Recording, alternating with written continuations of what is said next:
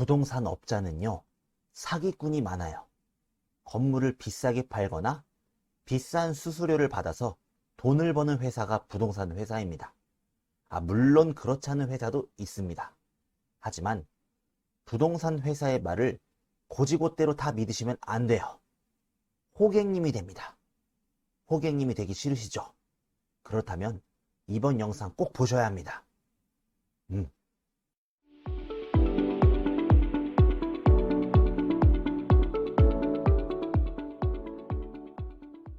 여러분 안녕하세요. 반갑습니다.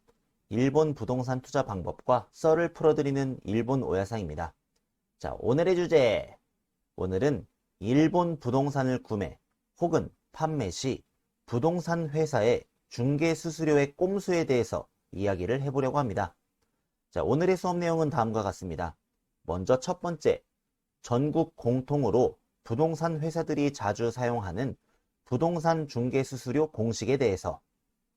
두 번째, 부동산 회사의 중개 수수료의 꼼수에 대해서. 세 번째, 하지만 왜 이런 꼼수에 당할 수밖에 없는가? 이 세 가지 내용으로 수업을 해보겠습니다. 제 채널은 일본 부동산 투자의 노하우를 제 지식과 경험을 토대로 설명을 해드립니다. 마지막까지 영상 잘 봐주시고 구독 버튼과 좋아요 눌러주시면 감사합니다. 오야상.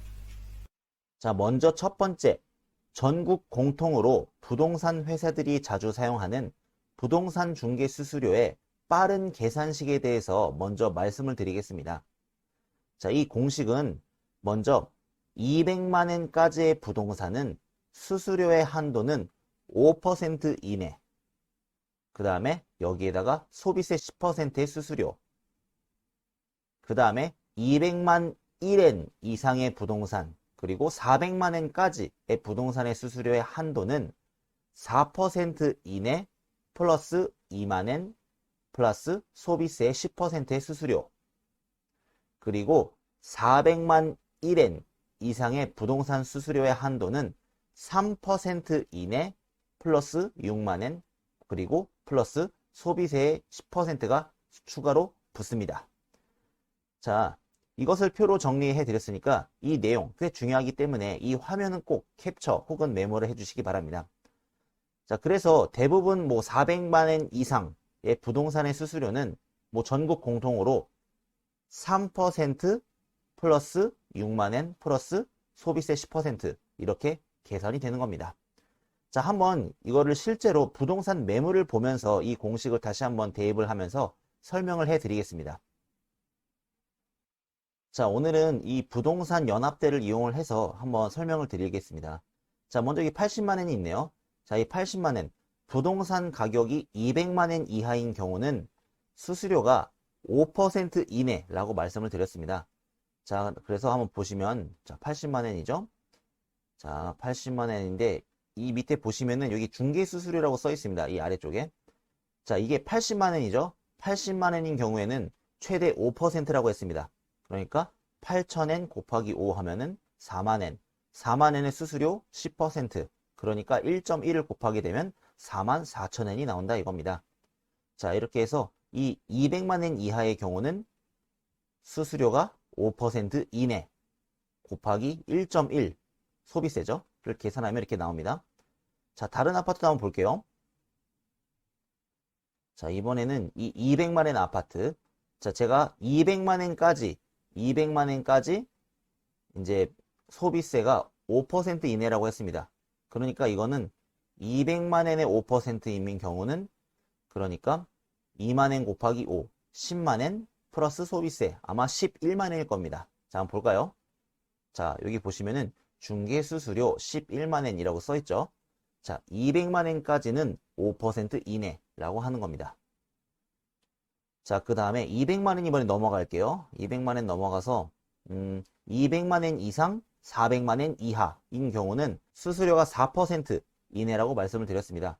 자, 한번 이 380만 엔을 계산을 해볼게요. 자, 이 380만 엔인 경우에는 자, 수수료가 400만 엔 이하이기 때문에 최대 수수료가 4% 이내 플러스 2만 엔 그 다음에 소비세 10%라고 했습니다. 자, 이거 계산을 해보면 38,000엔이죠? 자, 한번 전자계산기로 계산해 보겠습니다. 38,000원에 4% 더하기 2만엔 곱하기 소비세 10%를 계산하니까 지금 제가 계산기로 계산해 봤는데 189,200엔이 나왔습니다. 자, 한번 결과를 볼까요?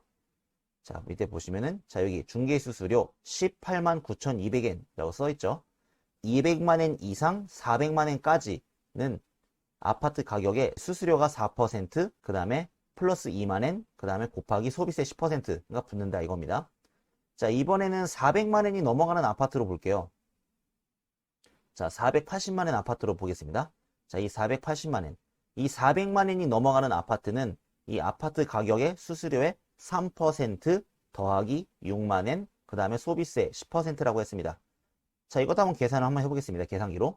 자, 480만엔인데, 자, 이거를 3% 한 다음에 6만엔을 계산한 다음에 곱하기 1.1, 10%를 하면은, 자, 지금 제가 계산기로 계산을 해봤는데, 이 480만엔의 아파트의 가격은 22만 4,400엔이 나왔습니다. 한번 결과를 볼까요?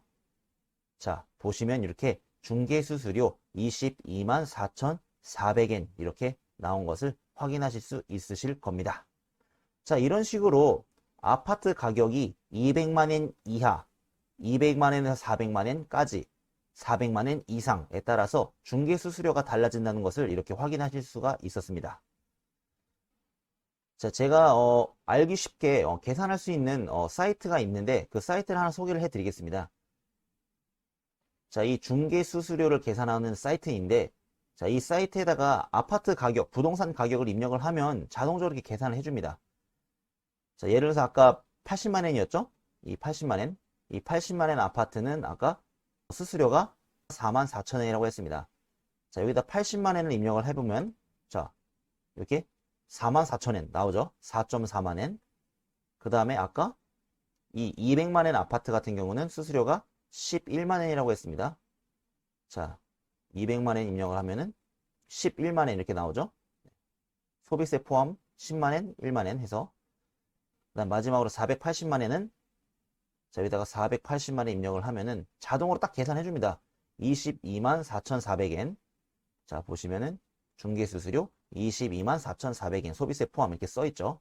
자, 그래서 이 중개수수료 계산기 사이트가 있습니다. 그래서 이 사이트는 제가 이 영상 하단에다가 링크를 걸어 둘 테니까 참고하시면 되겠습니다. 자, 참 편리한 사이트죠. 자, 그래서 두 번째, 부동산 회사의 중개수수료의 꼼수에 대해서 설명을 해드리겠습니다.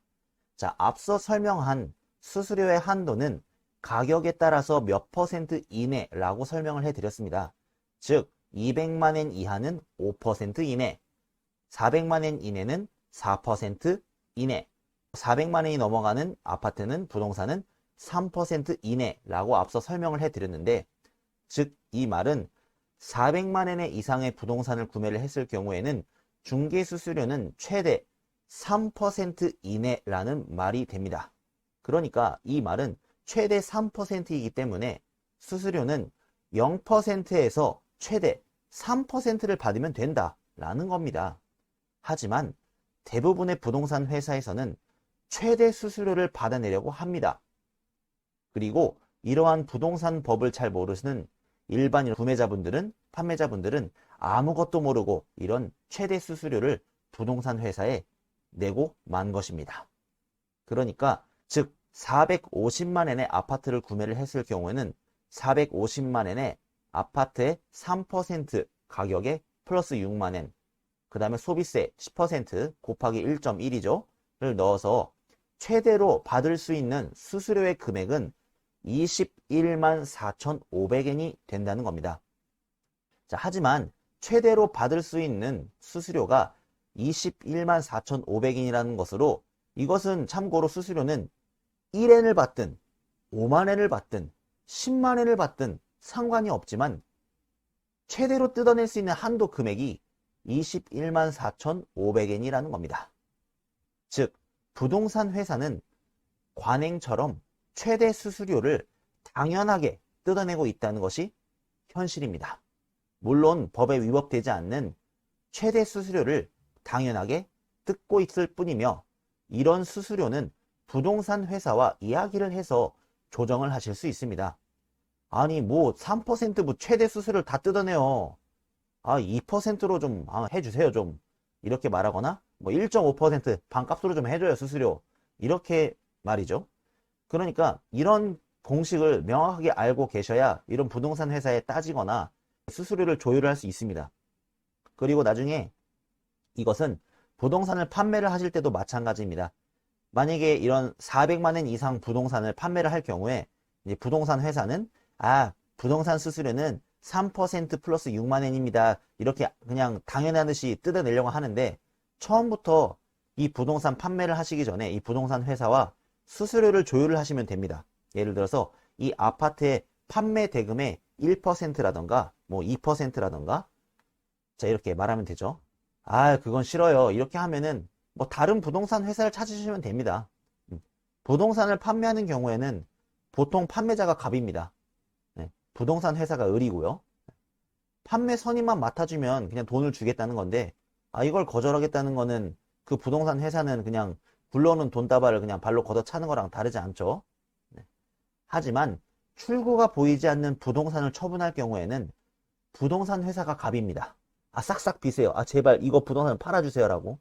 그럴 경우에는 진짜 3%가 아니라 그냥 3% 플러스 따로 웃돈을 얹어서 이제 팔아달라고 부탁하는 경우도 있습니다. 그래서 이렇게 금방금방 팔릴 것 같은 부동산 같은 경우는 이게 수수료를 3%가 아닌 뭐 2%라던가 1.5%라던가 1%라던가 조금 낮추더라도 바로 금방 팔립니다. 하지만 좀 출구가 안 보이는 부동산이라던가 일반 개인 단독주택 같은 경우는 좀 쉽게 금방 안 팔리죠. 이런 경우는 좀 수수료를 살짝 이제 올리거나 진짜 안 팔리는 부동산 같은 경우는 이제 최대 수수료 3% 일단 법으로 지정되어 있죠. 이 3%에다가 플러스 이제 웃돈을 더 얹어줄 테니까 팔아달라 이렇게 부탁을 해야 됩니다. 하지만 이런 판매자 같은 경우는 수수료를 조율하기가 쉽지만 구매자인 경우에는 이렇게 수수료를 깎아달라는 말을 하기가 조금 어렵습니다. 자, 그 이유. 자, 세 번째. 하지만 왜 부동산 회사의 꼼수에 당할 수밖에 없는가? 자, 이런 구매자인 경우에는 부동산을 판매하는 부동산 회사가 이 판매 아파트, 판매 부동산의 전속 중개 담당 회사인 경우에 이 부동산 회사가 갑이 됩니다. 즉, 이 부동산 회사가 판매자와 독점 계약을 맺고 있다는 것인데 이런 전속 부동산 회사가 구매자와 부동산 수수료를 조율하다가 전속 중개 부동산 회사가 구매자 너한테 안 팔아 라고 말하면 끝입니다.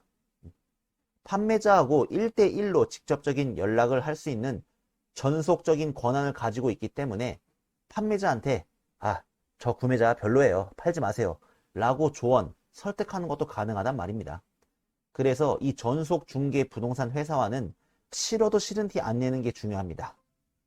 진짜 이런 저렴하고 좋은 부동산이 나왔는데 이러한 중개 수수료 몇만 원을 아끼고자 협상을 하다가 거절당하면 이 좋은 부동산 구매할 수 없게 되니까요. 자, 그래서 이런 중개 수수료 협상을 할 경우 가격을 표로 정리해드리면 다음과 같습니다. 자, 450만 원 기준으로 이 중개 수수료 가격을 협상을 하면 보통 3% 수수료를 계산을 하면 21만 4,500엔 이제 수수료 포함입니다.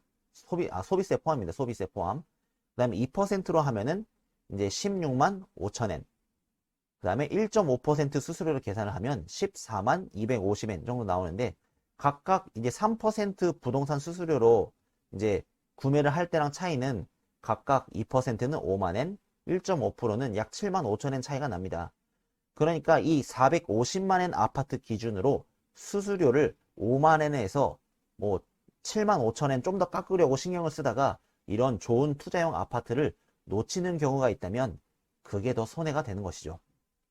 자, 다만 판매하는 부동산 회사가 이런 전속 중개 회사가 아닌 일반 중개 회사인 경우에는 평소에 자신과 친분이 있는 부동산 회사에 가서 이 부동산 구매하고 싶은데 중개 수수료 좀만 깎아주면은 내가 너한테 의뢰를 해서 구매를 하겠다 라고 말하면 그러면 2%로 제가 해드릴게요. 1.5%로 해드릴게요. 이런 부동산 회사도 있습니다.